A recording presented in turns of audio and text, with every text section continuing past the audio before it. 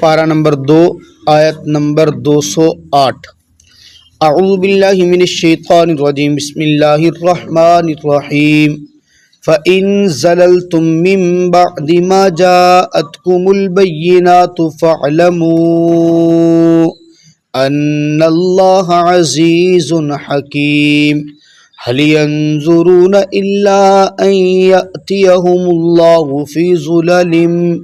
فِي ظُلَلٍ مِّنَ الْغَمَامِ وَالْمَلَائِكَةُ وَقُضِيَ الْأَمْرُ وَإِلَى اللَّهِ تُرْجَعُ الْأُمُورُ۔ فَإِن زَلَلْتُم، پس اگر تم لڑکھڑا گئے، من بعد بعد اس کے، ما جاءتکم البینات کہ آ گئی تمہارے پاس واضح نشانیاں، فَاعْلَمُوا پس تم جان لو، ان اللہ عزیز حکیم کہ بے شک اللہ زبردست حکمتوں والا ہے۔ هل ينظرون نہیں وہ انتظار کرتے، الا مگر، ان یأتیہم اللہ یہ کہ آئے ان کے پاس اللہ، فی ظلل من الغمام سائے میں بادلوں سے، والملائکہ اور فرشتے، وقضی الامر اور فیصلہ ہو چکا ہو، وإلی اللہ ترجع الامور اور اللہ ہی کی طرف تمام کے تمام معاملات لوٹائے جاتے ہیں۔ اللہ رب العزت جب کسی قوم کے اوپر کتاب بھیج دیتے ہیں، پیغمبر بھیج دیتے ہیں، اور وہ پیغمبر اپنے معجزات کا اظہار فرما دے، اب اس قوم کے اوپر پیغمبر کی اتباع لازم ہو جاتی ہے۔ اللہ رب العزت کے پیغمبر کا انکار معجزوں کا انکار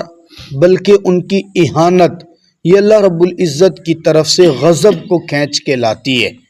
اور اللہ رب العزت اس کے بعد پھر عذاب دیتے ہیں۔ آپ اقوام سابقہ کا مطالعہ کریں، جتنے بھی واقعات میرے اللہ نے قرآن پاک میں بیان فرمائے ہیں، صالح علیہ السلام ایک عرصے تک دعوت و تبلیغ کرتے رہے، 950 سال تک، جب تک قوم نے معجزہ نہیں نہ دیکھا تب تک میرے رب نے عذاب نہیں نازل فرمایا۔ قوم نے کہا ہمیں سامنے پہاڑ کے اندر سے گابن اونٹنی نکال کے دکھاؤ، گابن اونٹنی آ گئی، اس نے بچہ بھی جن دیا، قوم نے پھر بھی انکار کیا، اللہ کا عذاب نہیں آیا۔ جب قوم نے اس اونٹنی کی اہانت کرنا شروع کی، اس اونٹنی کی کونچے کاٹی، ٹانگیں کاٹی، اس کو شہید کرنے کی کوشش کی، تب میرے رب کی جانب سے عذاب کا سلسلہ شروع ہوا۔ آپ اسی طرح جتنے بھی انبیاء گزرے ہیں، پیغمبر گزرے ہیں،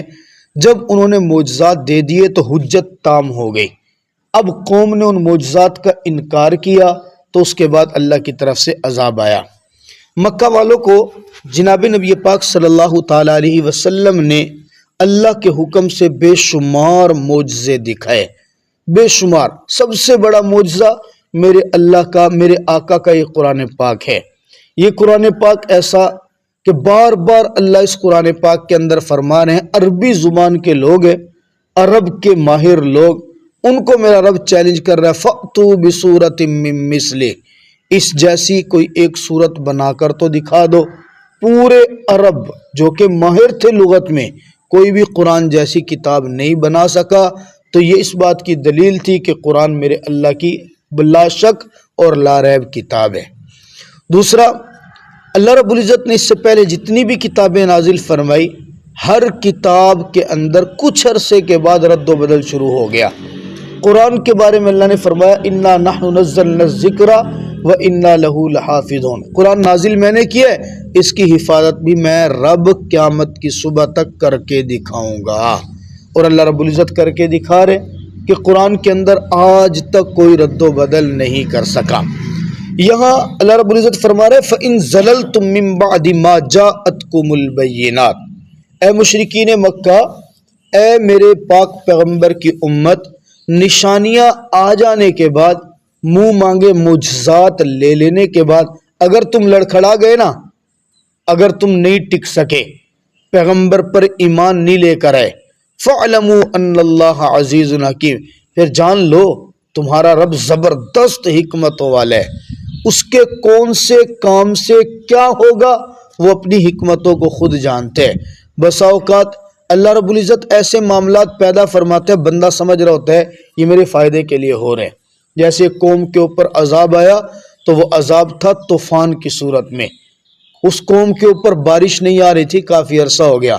بادل آنا شروع ہوئے، آسمان پر بادل آئے تو انہوں نے بھنگڑے ڈالنا شروع کر دیے، بارش آ رہی ہے، موسم ٹھنڈا ہو رہا ہے، خوبصورت پیارا موسم ہو رہا ہے۔ اب وہ تو سمجھ رہے تھے کہ موسم اچھا ہو رہا ہے، بارش برسے گی، لیکن در حقیقت کیا تھا؟ وہ اللہ کی جانب سے شدید قسم کا عذاب تھا۔ فَاعْلَمُوا أَنَّ اللَّهَ عَزِيزٌ حَكِيمٌ، اس کے کون سے کام میں کیا حکمت ہے وہ یہی جانتا ہے۔ هَلْ يَنظُرُونَ إِلَّا أَن يَأْتِيَهُمُ اللَّهُ فِي ظُلَلٍ مِّنَ الْغَمَامِ،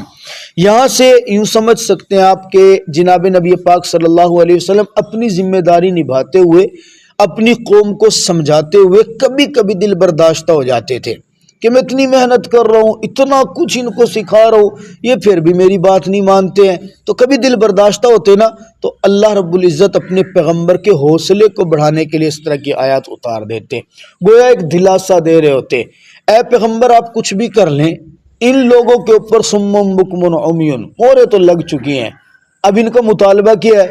ہمیں ان معجزات سے کوئی فرق نہیں پڑتا، یہ تھوڑا معجزہ تھا، انہوں نے کہا چاند کے 2 ٹکڑے کر کے دکھاؤ، میرے آقا نے یوں انگلی کی اور چاند کے 2 ٹکڑے ہو گئے، یہ تھوڑا معجزہ تھا، وہ آیا تھا ہاتھ کے اندر کنکر پکڑ کے، بتاؤ میرے ہاتھ کے اندر کیا ہے؟ آقا نے پوچھا میں بتاؤں یا وہ بتا دیں جو تیرے ہاتھ میں ہے؟ کہنے لگا چلو یہ بتا دیں میرے ہاتھ میں کیا ہے۔ آقا نے یوں نظر فرمائی تو ہاتھ کے اندر جو کنکریاں تھی وہ بول پڑی لا الہ الا اللہ محمد رسول اللہ، تھوڑا معجزہ تھا۔ وہ آپ علیہ السلام کے پاس ایک پیالہ لے کے آئے، پانی وضو کا ختم ہو گیا جی، ہمیں پانی چاہیے، آقا نے یوں اپنی انگلیاں پیالے کے اندر رکھی، میرے اللہ نے انگلیوں سے پانی کے چشمے جاری فرما دیے، جتنے صحابہ تھے ساروں نے وضو کر لیا، پانی پھر بھی بچا ہوا تھا۔ یہ تھوڑا معجزہ تھا کہ 70 صحابہ بیٹھے ہیں، دودھ کا ایک پیالہ ہے، سب کو بھوک لگی ہے، آقا فرماتے ہیں میں بعد میں پیوں گا، پہلے یوں تقسیم کر دو، دائرہ بنا ہوا ہے صحابہ کرام کا، ساروں نے منہ کو پیالہ لگایا، سارے پی رہے ہیں، اینڈ کے اندر میرے آقا کے پاس آتے ہیں، سب کا پیٹ بھر جاتا ہے، پیالے میں ایک رتی بھی کم نہیں ہوتا۔ تھوڑا معجزہ تھا، لیکن اس کے باوجود کہا کہ ہمیں یہ معجزے نہیں چاہیے، ہمیں تو معجزہ چاہیے، نعوذ باللہ اللہ آسمان سے خود اترے،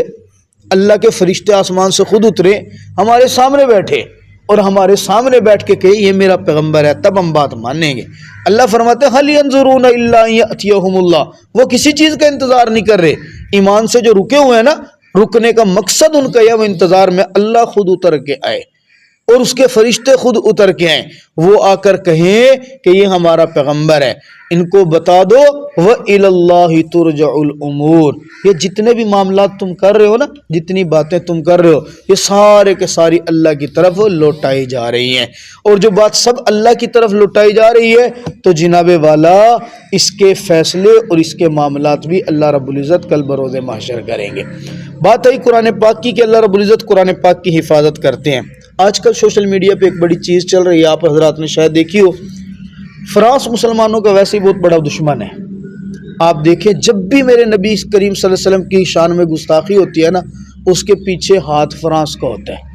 فرانس نے خاکے شائع کیے، فرانس نے فلاں کو اٹھا دیا، کوئی گستاخی کرتا ہے تو آگے فرانس اس کی پشت پناہی کر لیتے ہیں۔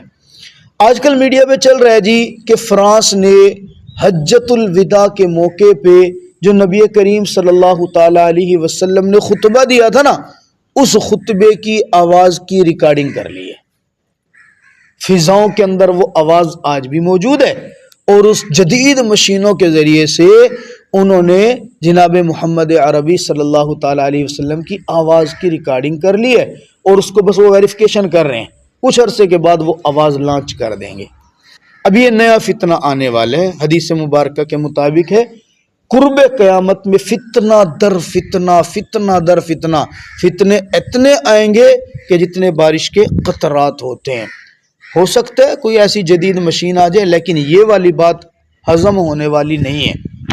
1400 صدیاں گزر گئی ہیں، رسول اللہ صلی اللہ علیہ وسلم کی آواز کو آج ریکارڈ کر کے وہ امت کو پیش کرنے، میں نے جو سوچا، میں نے جو پڑھا، میں تو کوئی 1 مہینے سے اس میں لگا ہوں، ان کی تحقیق ان کے پاس تو ان کی ہے نا جی، اگر وہ ریکارڈنگ کر ہی رہے تو حجۃ الوداع کے موقع کی آواز کیوں ریکارڈنگ ہو رہی ہے؟ اس وقت کی ریکارڈنگ کیوں نہیں کر رہے جب رسول اللہ صلی اللہ علیہ وسلم کوہ صفا کی پہاڑی پہ کھڑے ہو کے اعلان کر رہے تھے ایھا الناس قولوا لا الہ الا اللہ تفلحون، لوگو کلمہ پڑھ لو سارے کے سارے کامیاب ہو جاؤ گے، وہ نہیں انہوں نے ریکارڈنگ کی؟ ریکارڈنگ وہ کون سی پیش کرنا چاہ رہے ہیں؟ حجۃ الوداع کے موقع پر جب رسول اللہ صلی اللہ علیہ وسلم نے فرمایا تھا الیوم اکملت لکم دینکم واتممت علیکم، آج دین مکمل ہو رہا ہے، اس سے آج کے بعد کوئی بات نہیں اترے گی۔ اب وہ یہ بات پیش کر کے رسول اللہ صلی اللہ علیہ وسلم کی آواز پیش کر رہے ہیں، کل وہ کہیں گے کہ یہ جو قرآن پاک کی آیت تم پڑھتے ہو نا، اس کی آواز تو ہم نے ریکارڈنگ کر لیا، یہ آیت ایسے نہیں ہے، رسول اللہ صلی اللہ علیہ وسلم نے تو ایسے فرمائی تھی۔ وہ پہلے لوگوں کا ذہن اس آواز کی طرف لے کے آئیں گے، بعد میں نعوذ باللہ قرآن پاک سے پھیریں گے۔ ہم حدیث بیان کرتے ہیں، وہ کہیں گے کتاب میں غلط لکھی ہوئی، ہم نے جدید آلات کے ذریعے سے فلاں حدیث نقل کی۔